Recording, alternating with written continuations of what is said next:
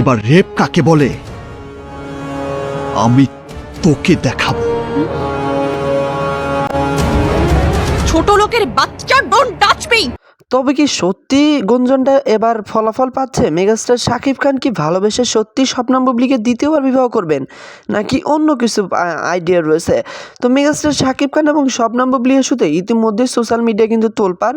তাদেরকে নিয়ে বিভিন্ন নিউজ কিন্তু ইতিমধ্যে সোশ্যাল মিডিয়া ছড়িয়ে ছিটিয়ে পড়েছে। আর তার একমাত্র কিন্তু শবনম বুবলির দ্বিতীয় বাচ্চার মা হওয়ার ইস্যুটা।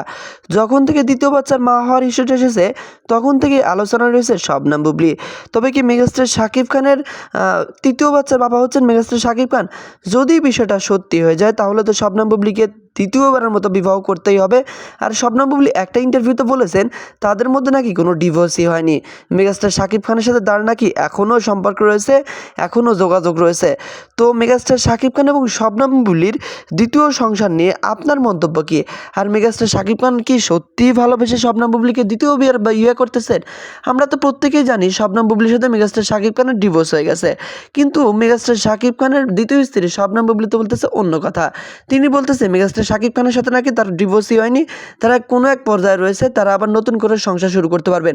এবং দ্বিতীয় বাচ্চার ইস্যুটা যতবারই সামনে আসতেছে শবনম বুবলি বারবার বিষয়টা অ্যাভয়েড করার চেষ্টা করতেছেন, বারবার বিষয়টা অ্যাভয়েড করে চলে যাচ্ছেন।